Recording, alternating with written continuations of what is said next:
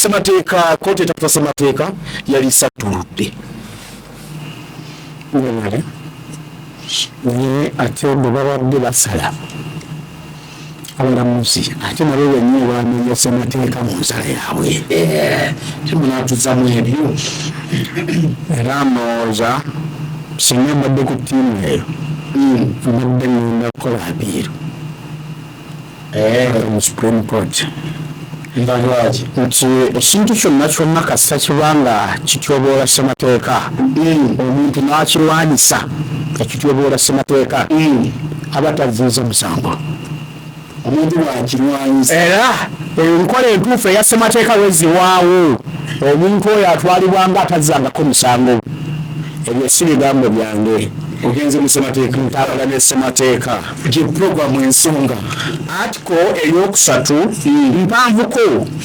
naye njagala kusomako obutundu bwokka obukwatako ekyo kyebasaze kwekyo kye basaze atiko ey'okusatu akatundu ak'okutaano n'ak'omukaaga any person or group of persons who as required by clause 4 of this article resists the suspension, overthrow, abrogation, or amendment of this constitution commits no offense. Resist it. Bw'okadda mu Luganda nti omuntu yenna nga bwe kyogeddwako mukali akatundu akasoose ennamba 4 kuba ntandikidde kakutaano nga bwe kyetaagisa mu nnamba 4 gye twayogeddeko singa agugguba okulaba nti ssemateeka tagirwawo oba takolebwa kifuulannenge oba takolebwamu nnongoosereza etakkirizibwa ssemateeka aba taziiza musango n'akamu ak'omukaaga where a person referred to in clause 5 of this article is punished for any act done under that clause, the punishment shall, on the restoration of this constitution, be considered void from the time it was imposed, and that person shall be taken to be absolved from all liabilities arising out of the punishment. Omuntu yenna n'abanga yavunaanibwa n'abanga yasingisibwa omusango olw'okujeemera ebyo ebimenyawo ssemateeka n'aweebwa ekibonerezo nga ssemateeka onaziddwa mu nteeko omuntu oyo anaatwalibwa nga atazzangako musango n'ebyo byonna ebyamwogerako mbu muzzi wa musango binaabanga bimunaaziddwako nti kati abavubuka abantu abasibe bwe bakwata nga bakozesa by'emitimba waliwo omuvubuka bambi kooti ekugambye ng'emaze okusala kyabo abaafuna ebibonerezo babisigaze nga babifunira mu tteeka erimenya ssemateeka ate babisigaze bagambye nti etteeka lyakolebwa mu kumenya ssemateeka ate ebibonerezo babisigaza mu tteeka ki ssemateeka ayogera kirala ne constitutional court yakoze bano bennyini abalamuzi abatudde batugambye nti etteeka lyamenya ssemateeka naye abaafuna ebibonerezo mu tteeka eryo erimenya ssemateeka babisigaze olwo babisigaza mu tteeka ki basalirwa mu tteeka ki eryalifu gera maaso mwami Kayira so aweganira nti nze sinakukola mu ngalo mbakuba omu ku abo abali ku ttiimu abo mbadde nyambuka mu Supreme Court oyongereyo bana abali mu makomera tebalina musango babayimbule n'okubalira babalire babasalira mu kooti mu tteeka effulu erimenya ssemateeka era mu kuzza emisango egyo baali balizizitinga etteeka erikoleddwa nga limenya ssemateeka ne balyoka bakiyita obuzzi bw'emisango okitegeera therefore awo mbadde nyega mu Supreme era siyinza kuba mu ngalo ku ekyo etteeka lino nga tugenzerera mu kinyusi ky'omulama gwa leero etteeka lyajjira mu mutima ki mateeka mangi sambalawo magala genda kugamba nti nze Petero Kayira amateeka nga tegerako akimmala eddembe ly'omuntu nditegeerera ddala bakoze amateeka mangi agatyoboola eddembe ly'omuntu naye agamu nga mpulira saagala kuganyegako nagatwala mu kkooti ya ssemateeka gawaabira nga njagala tugasigaze tulwane bulwanyi kukwata buyinza tweyambisa amateeka gano ge bakoze nga bali mu buyinza tubakyume bakitegeere amateeka agaliwo bwegaba nga tewandyagadde gaveewo wabula kukwata bwiri okozesa amateeka gega nabo okubanyigiriza nga tubachunyiza mu mateeka agaabwe ne bwe balirajanira amawanga ag'ebweru okulajana kwabwe tekuliwulirwa kubanga amateeka be baliba bagalekawo kino nabagamba kambajjukize bantu bange kuliko tulina n'abawuliriza abapya amateeka agafaanananga gano ag'okucunya abantu tegatandise butandisi simapya abazungu bwe baali baagala okucunya abaddugavu e Zimbabwe baakola etteeka eribajjako omusango gw'okutta e Zimbabwe omuntu yenna ali mu gavumenti ng'ali ku ddaala erya district commissioner n'okweyongera waggulu ne bw'anaabanga akoze ekimenya amateeka taavunaanibwe kasita n'abanga ng'ali ku mulimu gwe mu tteeka eryo bwe baasinzira okucunya abaddugavu n'okubatta nga tewali avunaana ng'etteeka weeriri abazungu bafuga Zimbabwe okumala ebbanga abasoma ebyafaayo mulimanyi bamala babajja abaddugavu mu buyinza nga bakoleddwawo bati Mugabe etteeka eryo bakyusa amateeka mangi naye eryo baalyesigaliza abaddugavu baalyesigaliza tebaalikyusa kati bwe butalikyusa bateekawo restructuring bakyusa ebyobulimi baddamu okugaba ettaka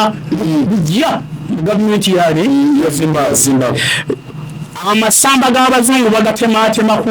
bagatematemamu ebibanja basenzaamu abantu bannanyini nsi minisita wa agriculture bwe yayanjula enteekateeka eyo yanyiiza nnyo abazungu mu bo mwalimu omukiise wa parliament gwe baayitanga Ronald Bennett. Ronald Bennett yavuma minisita wa agriculture n'amulangira n'okubeera black monk enzirugavu n'akabugo ng'era embeera y'ensuba ebeera omwami yalinako ebyokwerinda bye yava mu mbeera n'asika pisito n'akuba Ronald amasasi agamuttirawo ono omuddugavu yakuba omuzungu minisita yakuba omuzungu amasasi agamuttirawo now abazungu balooyo abasomesa ne balooyo bakuŋŋaanya emitwe gyabwe tugenda okusiba emmume bagenda kugabana ebibibi by'essente bagenda kulinyisa gavumenti ne bawaga fayiro ne bagitwala mu kooti ate nejeno yawoleza mu tteeka libi ebyabajja gyabwe tebakola omusango kooti yagugobera mu nfa tebavunaanenga muntu yenna ku ddala lya district commission ng'akola mu gavumenti ng'ali ku mirimu gye gya gavumenti yayanjula tteeka ono mwamuvumira oli nemusabula so nti amateeka ng'ago agacunya tetwetaaga gajjawo ganyigiriza abantu nandi nze Pedro Kaira ndi mu struggle naye sinza kuwa banna struggle banange magezi kujjawo mateeka ago ku ssaawa eno tugambe tulina essuubi bwe lwakuba struggle wakalaba emu naye ze zidduse nga ndaba nga ndi mukulu eziri eziwera now essuubi nga libeddewo akati eryo etteeka lye mweyambisa okukkakkanya bali be mujje mu buyinza naye mu mateeka agaabwe ge beekolera n'ensi y'ebweru tesobola kubateekako musango ng'amateeka mugasanzeewo so nti bano ntunuulidde mutima ki gwe baasaliddemu abalamuzi bano sooka osome amannya gaabwe abalamuzi kwabaddeko Irene Lyagonja, kwabaddeko John Michael C, kwabaddeko Jesse Byaruhanga wamu Esther Nambayo Ketwa Katunguka basatu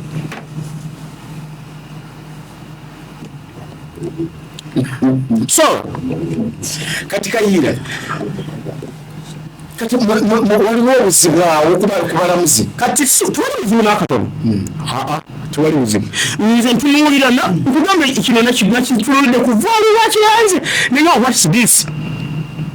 ojja kulaba abantu bano bo bennyini bwe bani abategeera ŋŋanzi era liyeteeka okuliyuzaamu ngowooza batandise okutegeera ŋŋanzi ebintu lino bwe tulirekawo lijja kutukyunya naye tebali bulungi basibayi kutuka bakimanye ensi ebakyaye ate balinako ekirungi bakimanyi bassa abantu omuntu n'atuukira n'agamba nakati 22 oba 23 bagenda kubeera omwo banaye nze mpulidde abalwana entalo nina mikwano gyange ne baganda bange waka twalwana balwana tulina oyo yakulira ddala entalo n'akisusa wala ne bamutendeka n'amagye era sheefu naye tayinza kunyumiza mu lutalo lwonna nti ne tutta abantu yedda banange twakubagana egini mukakubagana naye nga temwatika tayinza kugamba nti oba abantu bafa bangi egini tasobola. President 7 omukulembeze w'eggwanga yagamba nti baali basse omukubi w'ebikonde Senyange President w'eggwanga yennyini mukamwake n'avaayo n'ava nti oyo basajja bange be bamusse. Omukulembeze w'eggwanga mu mawanga amagunjufu era agalina rule of law oba olina kulekulira awo nyini yaga nti amagye ge gamusse agambye ne bakumiitinga mu kwekalakasa okwa 2020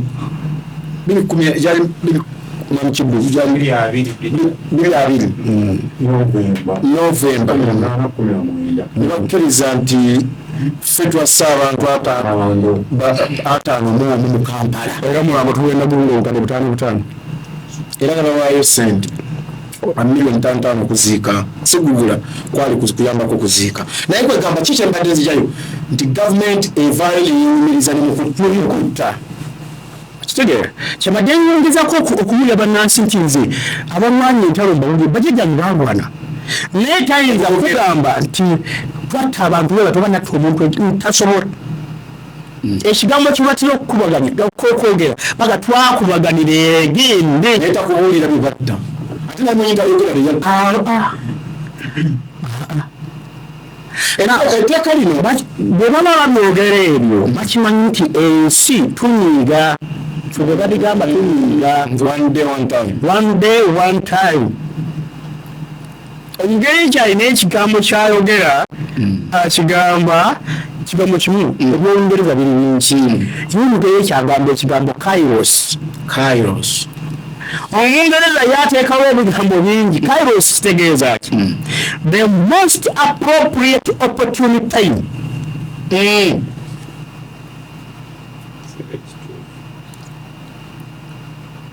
nti wajja kubeerawo ekiseera ekisinga kyageze nga kyekisinga obutuufu mu budde bwakyo kairos. Kakati amateeka gano nze nkakasa ekipisa etteeka okuliyuza kiri mu mutima ogwo bannange nsala amagezi amateeka gano agamu tutandika okugayuza naye gwe amaanyi ga gavumenti n'obuwagizi bwerina ng'ofiira nti ekyo ekiseera kirituuka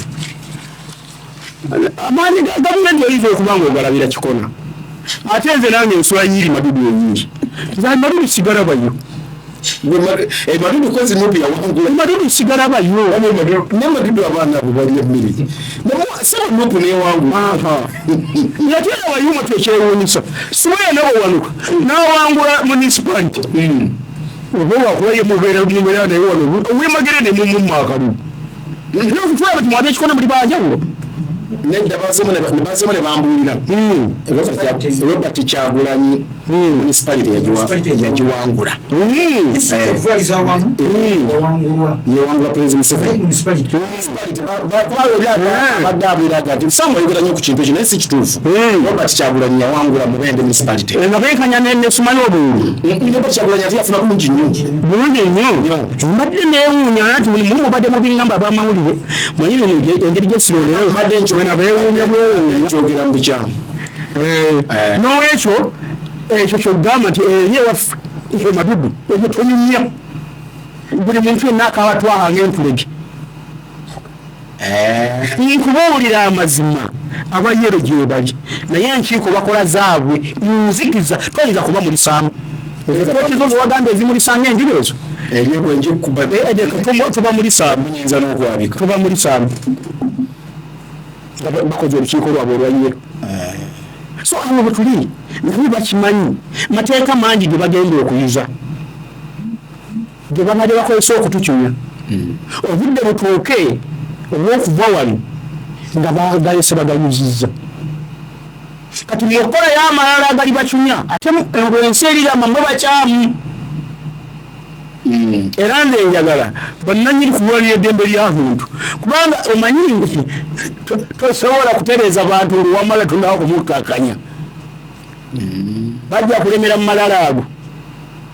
Muhammad Nsereko ng'omuntu yaleeta etteeka lino yali akozesebwa gavumenti oba yali alireesenga ye. Kaakati gwe totamanyi nti Muhammad Nsereko gavumenti bwe yafuna okulamuzaganya ne Kyagulanyi aleme kwesimbawo kuba pulezidenti gavumenti emuwa biliyoni 6.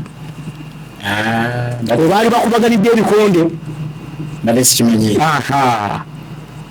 Kakati nze yakimanya toyinza kuŋŋamba ani yatuma gundi ani yatuma gundi. Twala etteeka mu Parliament. Weewale nnyo ddala Namukayira. Ojjukira etteeka lya Asumaani Wasalu. Ne yali mutuma. N'erya lumu yali jeeyo ye mwennyini lumu erya okulonda opposition. Ne bakola kugamba nze nakulira mu mirembe nga temuli nnyo disiko zino. Ne twalina omwana waffe batuusa bingi lugu naye oli mukuzino yakaddiye. Yatukubiranga ekidongo kya Adungu. Ng'ateekeramu n'olutimbe olw'obugologoosi. Naye Adungu olw'oba obugologoosi engeri gye busamba endongo ey'ekikonge eyo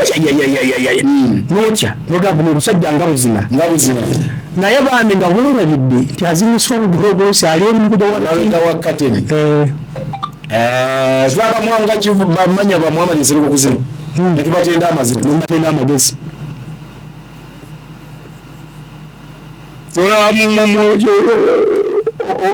Ow'ebugiri Asumaani Wasalu yaleese etteeka mugamba bannange kyekino naye era ne balituwanga ekirabo kya sekutuzunuleko ne bamaani batumuulira yagala tyate gwegenda tute nkumalize ngende ewamanyi Kiddu nga tutunuulira ku side B ye nkozesa y'emitimbagano mungi mu bavubuka era muwulire Ssaabasajja ng'alabula mubaka bwe bwa Idi nti nammwe abavubuka Edi Faadi mukozese bulungi emitimba ekikulu abaana bano kakati waliwo Banet waliwo omwana eyakuba akafaananyi ka Segona ayine ekibwa agakola bafaanaganya babikola batibiri bagataggata artificial intelligence. Yes, artificial intelligence. Kakati Ssaabasajja ikyagamba nti bano abavubuka abakozesa abalumbagana abalumba bannaabwe ku mitimbagano abavuma abalangira in fact entalo z'oku mitimbagano mbi nnyo. That is cartooning. Mubiri bye tuwadde scribe mubono akapeeni n'okwata mu bumu kuba katuuni. Yes. Gwe toyinza kiri kiyinza okuba nga kiringa era bw'ovuga emmotoka leetereesire n'otomera munno oba wakagaali tugenderedde n'oba ogenderedde mulimu agamba nti eno yange tebewuka akapipikira kapetero kalwa kamutomere aveewo waaki nze nja kuddadiza maandigaadi ya motoka yange ate owa kapipiki anaawona so kifaanagana kakati wano bakwata emuno ne bagenda ewamuwanga kivumbi ne batta abantu okitegeera nayo misuse. So twanyina gamba nti misuse eri ku mitimbagano kwokka wona misuse yeri owagira ebyetinga teekawo etteeka eriri balanced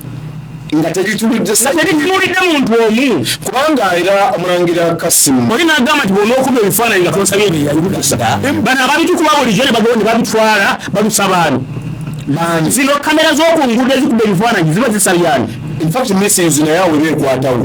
kubanga etteeka eryo tokuba kifaananyi nga rukusa kakati ezitukuba ku nguudo bakikola batya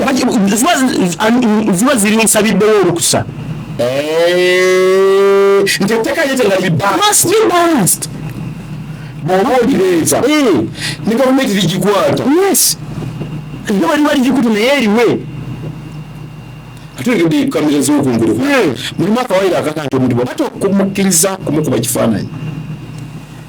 kanatuuzamu kamera tuuzamu kamera yo era bwe tutuuza mu akuwabira akuwabirira kati wanga wali eri ebigundu ku lugulu bikanulidde petero amaaso etteeka eryo njagala kutunuulira ani yalireeta abazzi bagobera Muhammad Nsereko mugoberere nnyo ebintu bye byakola wawo omulaba ng'ali consistent kuba n'ebisembye ebyokwesimbawo byonna yamaliriza ate ali mu biboozi ate ayombagana nampuuga ayombagana nampuuga kakati akozesebwa tunuulira ebikolwa byajja akola n'ebirala byajja akola amateeka gano gonna ekirungi omuwandiisi ey'akawumulo w'NRM atuuse wali wano mugundi mu studio amateeka gano emabega nga gabadde tegaleetebwa lwaki gajja mu biro bino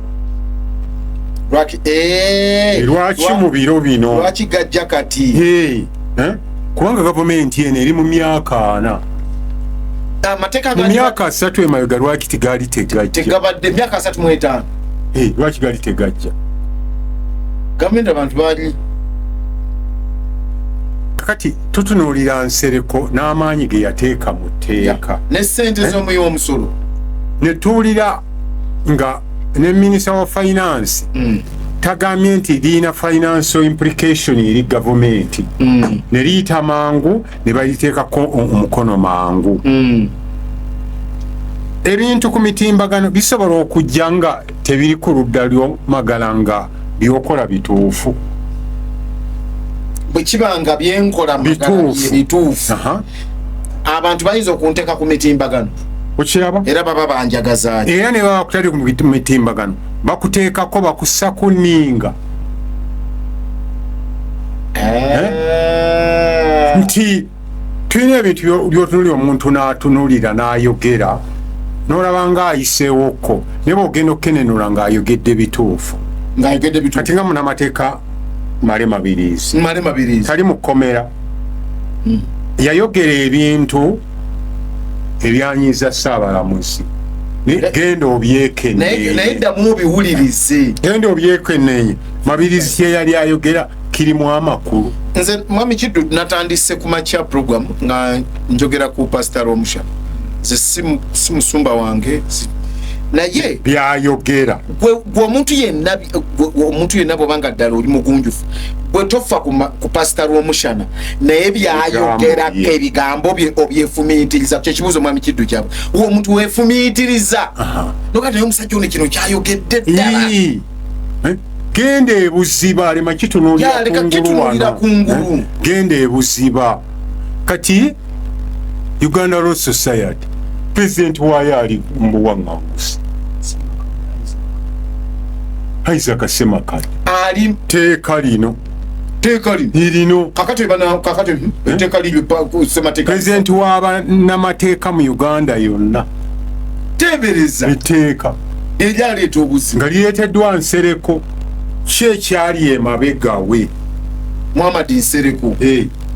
nze nakugamba mwami Kiddu ate munaye ku ddyo wano niraanidde Wakkobe nakugamba bebona abenyali kakati bebona abenyali nakugamba nti nze nakugamba nze omuntu bwe mba ntandise obutamutegeera Muhammad Nsereko nze kasita namutunuulira mu parliament eye-11 eye-10 enegendako ya 12 eye-10 parliament eye-10 nga ndaba atandise okukyuka jjukira Muhammad Nsereko yali group ya Honorable Sekikubo be barebo abana in fact ali omu ku barebo abana Chris Banyo mu nsi ye n'afuna obwa minisita Muhammad Nsereko ye n'asigala ng'akola bano barebo abana yetinka simire Nsereko naye kye ngamba group as a group Winfred Nwaka bwe baatandika gye bayitanga alternative government naye Nsereko nzize mumugoberera bw'akyusa ebigambo bw'ayogera kiri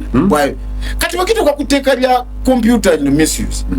nendo kulanga nsirika ina feelings omanyo feelings z'omuntu zikula mpuga mudobozi ekyayogedde awo yaga nempuga mudobozi ekyagambe nti nsirika ina feelings nyingi teyefumiriza kute kati ngendo kulabanga nsirika atalinga omunyiivu ennyo n'okusinga baaba NRM era nzaawo nenga mwami kintu Nsereko mufuddeko nti tunuulira Nsereko omutima mwe yaleetera etteeka eryo mutunuulire mugundi Mubaraka Munyagwa mutunuulire Mubaraka Munyagwa abamugoberera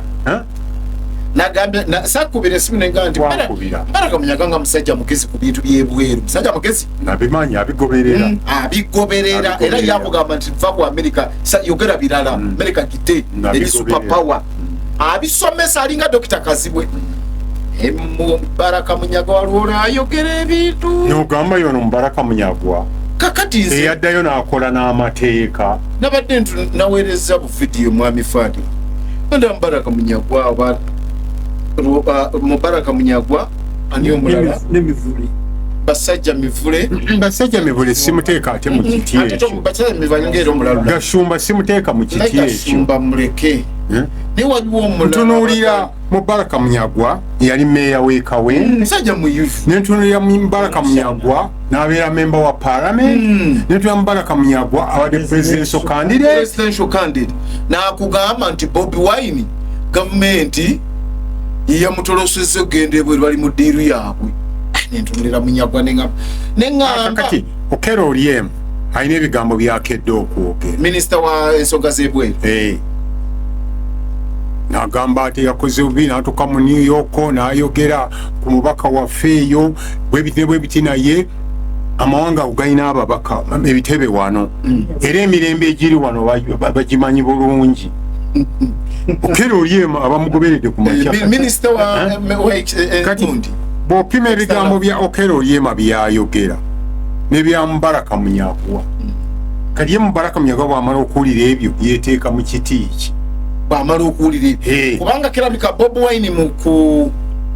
kubaako byayogedde byabalumye nalabye bibalumye wali omanyi omukazi akuba akagambo anagamba alumba atyo omubaka waffe Adoniya yeebale mu kibiina ky'amawanga amagatte naye ffe talina kyajja kukyusa twala eri naye Adoniya yasoose okulumba nze ndi ku bigambo bya minisita byayogedde nze siri kwoli nti ate omuntu gwe waddusa Mubaraka Munyagwa bwagamba kubanga nze nagambye Gashumba kale nenga batigamba Gashumba tubaye eyo levo ekyali wasiko naye bekubye je abo ba Mubaraka Munyagwa lwaki bayikubi bati eno gavumenti eyogera kirala olaba kati olaba minisita Oryem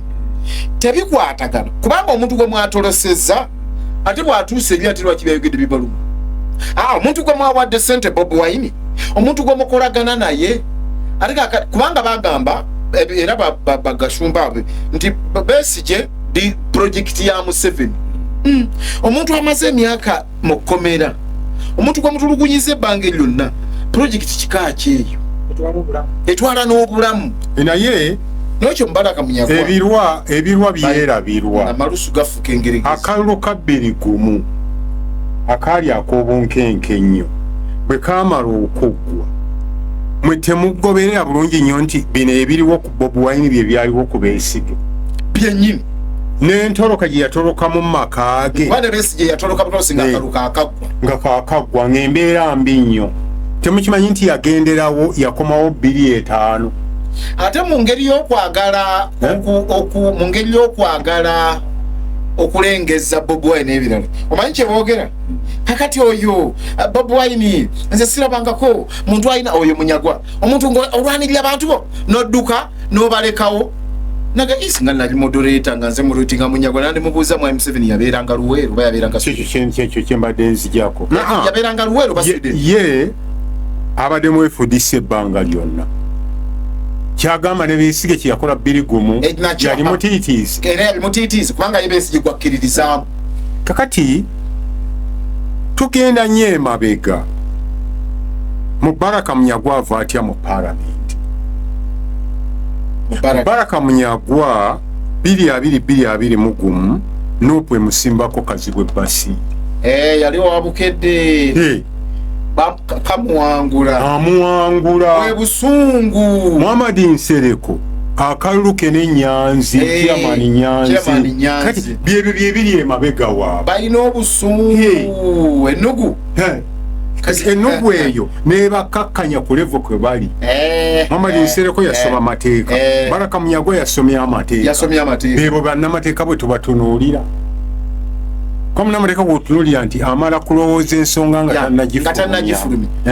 naye nti abantu abo bakola ebyo naye ng'emabega eriyo kabonganje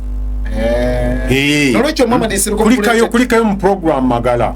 okoze onowummulirako luddawa kati yembeera eriwo alina amatu agawulira ategedde kyobadde otegeeza kitu Magala kulikayo tukutwalewa tukutwale ku mbuzi tukutwalewa nti bw'ogenda mu chapter ey'okuna mu constitution Kayiira gy'alina obulungi awo mu bills of rights etteeka eryo ye Muhammad Nsereko lyatembeeta yalaba nga likwatagana n'ebyo ne chapter 4 nga bweri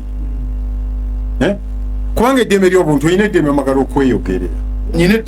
olina eddembe mu article eyaana okufuna amawulire gonna ge weetaaga eddembe access to information kati ebyo byonna baali babitunuulidde etteeka nga lyakafuluma nga bw'onnyonnyodde ebibiina awo nebiriwakanya ebyo byonna ebibiina byabamanyi naye nga bw'ogambye ng'otandika nti lwaki emyaka 3 emabega tibyaliwo bino ebiteekateeka tebibadde why now lwaki kati olina okusooka n'otunuulirira emabega nti muwala wange ekikona emyaka 2 emabega 25 bwe yali mukazi now'amaanyi aŋŋamba va ku maanyi n'endowooza neeyisa si bwe yalina era bano ababiri maama bw'omusanga kati maama ow'ensanvu maama ow'enkaaga ne maama kati ow'ekinana bafaanana ate tebafaanaganirangako ddala si bebamu tebabeerangako ddala bebamu ye maama oli ne Magala we ne leero ne Magala we era nakugamba ekigambo akigaba ku ssaawa 3 nomugamba amakale kanje nkikole ate nakiddamu ku ssaawa 3 n'ekitundu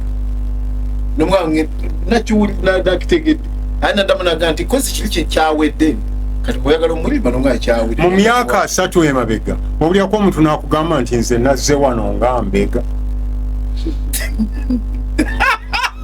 mu myaka 3 emabega omuntu najja nagaa nze wano gwe gundi tuula buno olukuŋŋaana nze naluyise ate nazze wano nga mbega nenga nga ye president w'eggwanga eyo naga nze nga mbega ebyo byonna tubitunuulire jo wennyini ogambye ti Bournemouth eggulo yatunywesezza obuseera ne tufuna ne red card bwetuva kumpe ate nno kankubulye kali kyayinza oba nga agenze kubanga gundi Maguire abadde key player mu defense yaffe kati bamuwadde card ate straight egyo mpiira 3 bagigonzezzaamu ne bagamba 2 bagigonzezzaamu naye ekyewuunyisa ye penalty eyemu Amadi Diallo bwe bamukubidde mu box VAR n'egiganda kyokka kyekimu Maguire kyeyakoze ate ne bagaba penalty naye nze si gye njagala ogenda omuze omupiira nagulabye mwami Kintu ogambye emyaka 3 emabega nze nalabye Casemiro alina emyaka 34 era neŋŋamba bwe mpulira ebiboozi bwe baagala mwongera contract ayi maama Casemiro yalidde ogw'eggulu gundi kapiteni waffe yani Bruno Fernandes omuportugal kamera yamuleese nga asutamye mu kisaawe omanya akamyembwa kevoko esira ngo Fernandes nga bakooye naye kiki kyadde kibakoyezezza myaka genda mu archive okyeyo ku nfuga ya demokrasi ku nfuga y'okuta obuyinza n'ebirala ogyeyo ebigambo ebyayogerwanga okuva 86 okutuuka 96 obigeraageranye n'ebiriwo leero n'ebiriwo kati wangamba abaana abayizi bekalakasa Makerere n'agoberawo omuduumizi wa poliisi gundi olwo yeyali guilty president Mao yeyali guilty president. Kakati mu kugombolola abayizi poliisi nekuba abayizi 2 amasasi nebatta nga tatunuulidde birala byonna. Yali IGP Byekwaso yamugoberawo yagasi kusanga nga yamugoberawo baana bameka 2 Oshaba nga siye yali ne regional police commander kubanga mu bikwekweto byayina omuduumizi wa Kampala byayina omuduumizi wa Kampala naye yagambye byetomboolya Byekwaso sokodde emabbali just baana babiri tusobola kuzanyira ku bulamu bwa muntu munna Uganda bamusabani bwe yagamba Dr. Mbuga agambye atyawo ebirwa byawa muganga Kivumbi Dr. Kasimu na Kibingi agambye atya ku bantu abafiirayo yagamba tozanyira ku bulamu bwa munna Uganda nga nze president wa Uganda kyenda mwebeka yabyogera kyenda mwebeke mugumu lwaki ogenda kikona n'olabako muwalawo IGP Byekwaso teyasula mu ntebe bamugoberawo kati abantu 7 abaafe ewa gundi Mwanga Kivu. Dr. Kasimu na Kibingi atuse n'okukyalenjinga nti ebisosonkole ebyo kubanga mu forensic gundi okunoonyereza okwo kuli forensic otunuulira n'omanya n'okumanya byavudde mu mundu bweti ne bweti yakubanga agambye nti ebisosonkole mu bikebere nani abatta abantu abo Mwanga Kivumbi kyena yagamba okuzanyira obuzanyizi ku bulamu bwa Uganda Byekwaso genda emabbali namugoberawo nti bino byonna tutambulira ku Computer Misuse Act lwaki mu budde buno lwaki kijja kati lwaki myaka 2 emabega muwala wange yagamba amagala kati takyalabika lwaki kati olabika lwaki kyewalabye Fernandez ng'afukamidde muki nti sajja bya Bournemouth kiddu byatuddusiza abantu bano ekiteeki ky'abademokrasi bakitunuulira. President Carter yagamba nti mu bulamu bwe ekintu kyeyasinga okufuna ekizibu challenge yamusoomooza mu bulamu bwe ebbanga lye yamala mu ofiisi wa president Jimmy Carter n'agamba tufuna budde tufuna kulowoozeza famire yo tufuna n'agamba bwantulugunya nnyo ebigambo byebimu mu 95 omugenzi Benjamin Mkapa n'abyogerera mu parliament wano ng'asiibwa n'agamba emyaka 10 mu ofiisi ya president mpulidde nga nkaluubiriddwa nnyo bwe mbagamba nti munyongere 5 mba mbalimba mu budde obwo mukadde waffe Kasole baaliyo mu parliament tebaabiwulira ekyo ekintu otandika okuteekawo bino otandika okuteekawo biri otandika okuteekawo bino Computer Misuse Act n'ogiteekako omukono nga gwe champion wa democracy gwe kabaka mu kulwanyisa enfuga erinyirira amateeka kati ye ensereko kyamulidde takyasobola kudda ngulu kubanga ekyo kigenze mu record teteka lyaleeta balisatu munnamateeka ate nga munnamateeka fakti ekikulengeza ne ku level eyo bwannamateeka ekyaba kati tulina abantu nga boonenye ebirala ne Mukama n'abaana g'abantu atuwadde abantu abafaanana eggwanga n'oliraba nga liyuuga liddamu bino na biri naye nga ate abaliyuza bava mu ffeffe era ffe abagundi otulabiranga ddala. Onzijukiza Mwami Sheriff Magezi nzijukira bwe mba waliwo munnaddiini omu Uganda era nasiriikirira nenga Mukama ono lwaki mukama yatwekweka nnyo booli awo kukibanga ddala Katonda gyali yandibadde ebintu ebimu abikyusaamu. Munadiini ow'amaanyi ennyo mu Uganda bwe baakuba abaana ekawempe eziti kawempe ekawempe mukaluka nalukoola poliisi n'amagye ne bakuba abantu. Nabeerako munadiini yagenda ku TV n'agamba nti abaana abo be balumbye poliisi. tulaba nga oyo eddiini abagyegaanyi oyo aba akyali munnaddiini eŋŋamba newankubadde kale tukkiriza oli waddembe okuwagira n'ekino ekintu ensi yonna kyeyalabye ng'amagye ge galumbye abantu enkuŋŋaana za Nalukoola.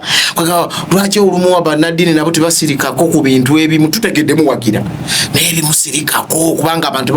ate abantu baba kuwa respect kubanga abantu Kayiira bayinza Kayiira Bishop mulungi nnyo naye nojja n'okola statement yejo oba Archbishop n'okola statement yejo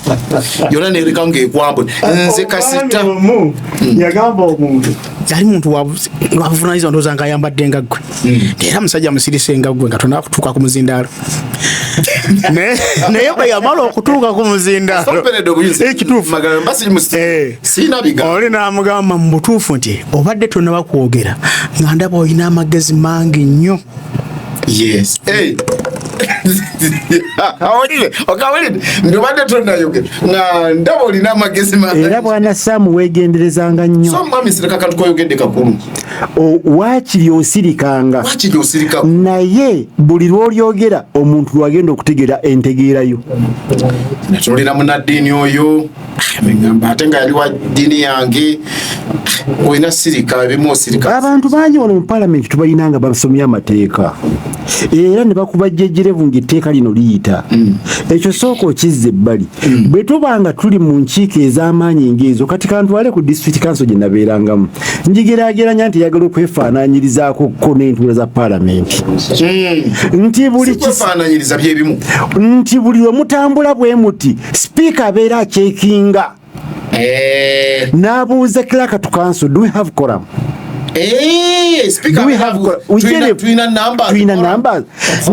okuva ku ntandikwa buli kiseera bulungi nnyo kubanga ababaka bamanyi okufuluma.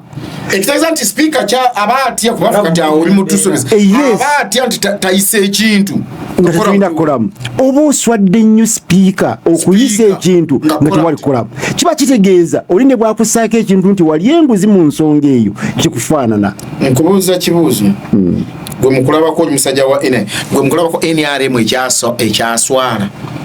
waliwo speaker nga wa NRM nga akyayinza okuswalira ensi eno abantu. Si sipiika yekka,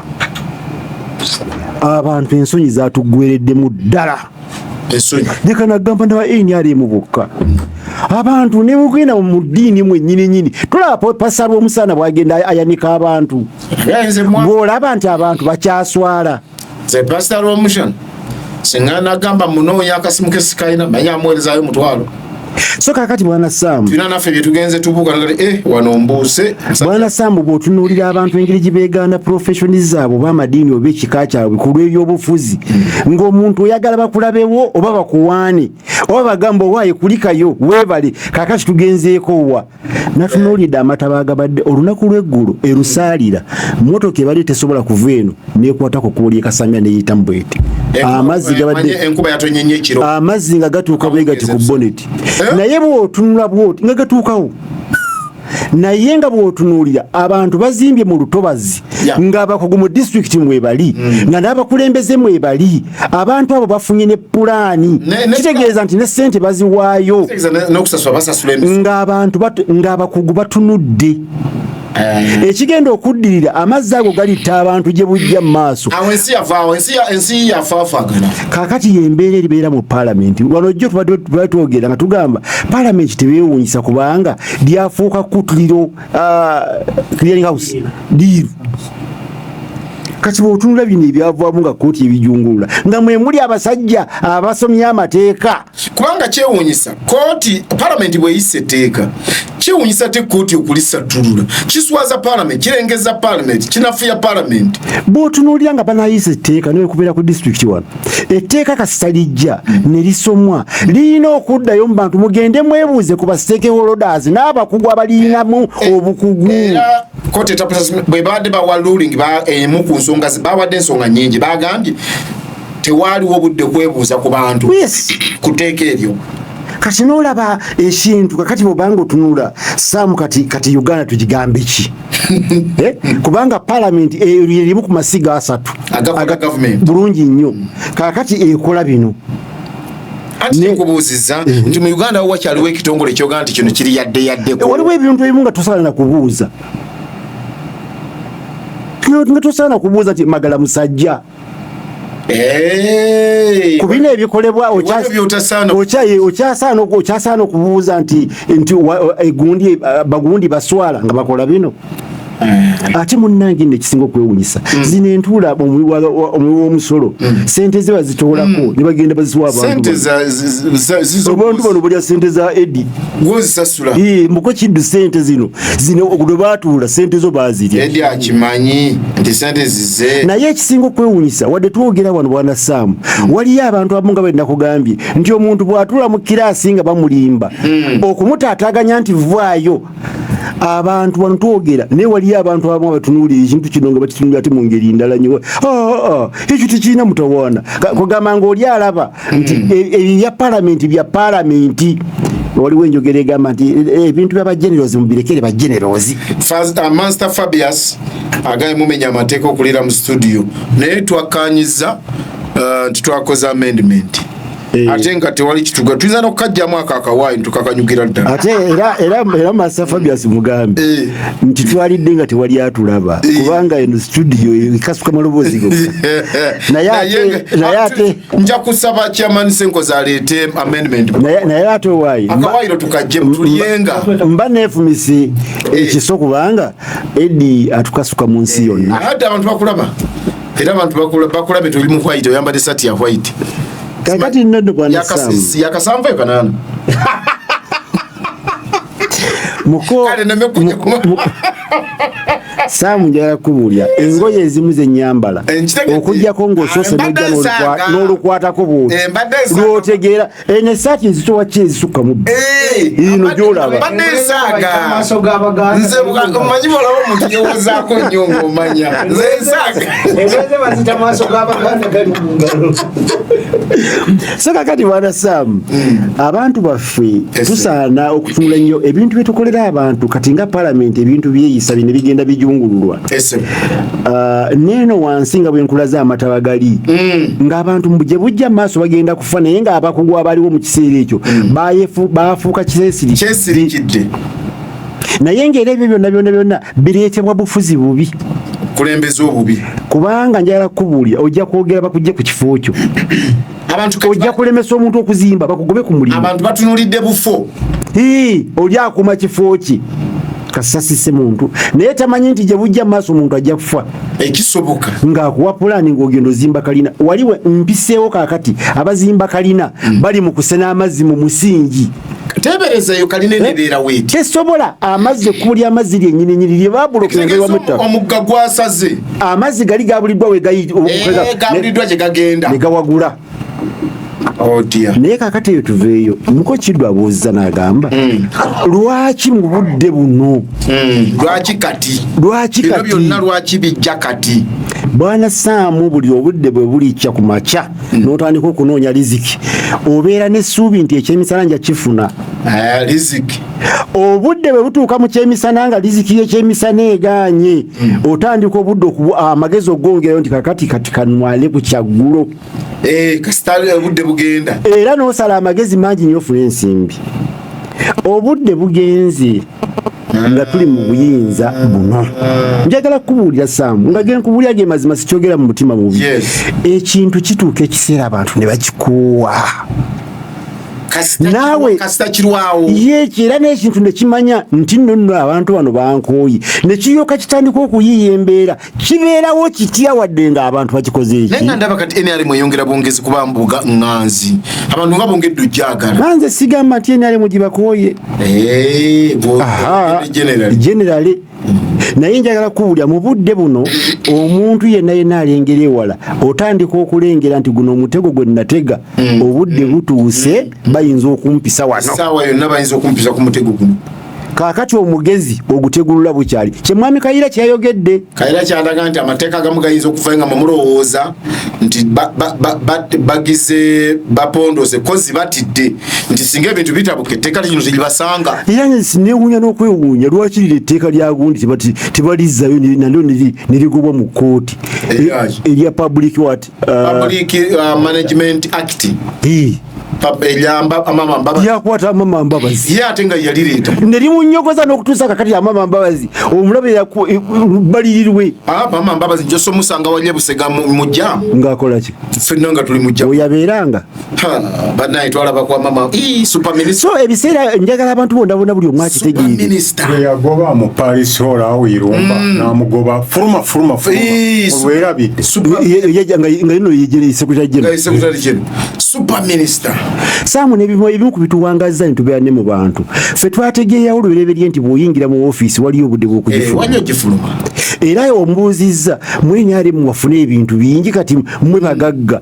saamu ndi omu ku bantu abagagga mu wende wano saagala kwenyumya bwenyumya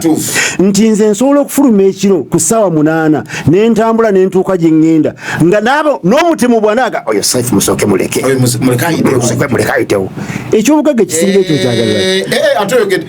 teri kyabugagga kisinga ekyo saamu bakyatuyita ne ku mikolo ne bakuwa entebe n'otuula wali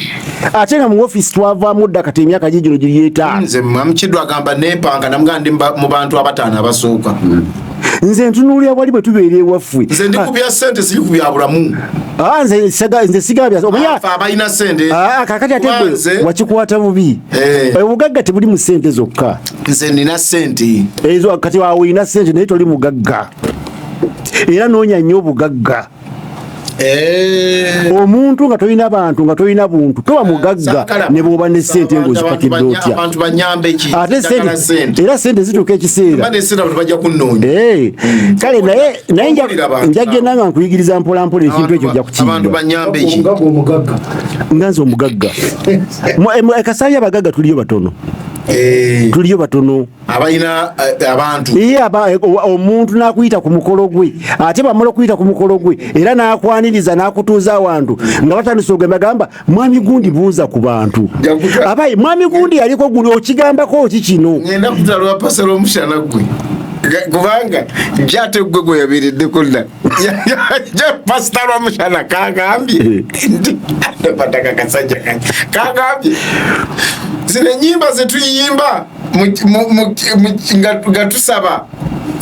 kino kyange nakiri kyange emotoka yange ne poloti yange ebyawa bwe bukyenkya tulage ekyapa kyawo nga kikyo pasalo omusana badde mutuufu nnyo agambye abantu bagenda mu kyaki ne beerimbalimba nti kino Katonda yakimpa kye anti era kubanga oli agamba nti kyo nakyo oli n'agamba nkitwala era byabaddayo nkitwala nabuza butuuke wako oba nakyo naye saagala biyingiramu nnyo ebintu ebyo kubanga abantu mu kiraasi bakyalimu bwana Saamu kiyinza okuleeta obuzibu kakati omusala musooke muleke atuuse ekintu wakituusizza abantu bajja kgenda nga bapiikinga mpolampola kati bwana Saamu olowooza nze ku tteeka lino olowooza nasinga kaawo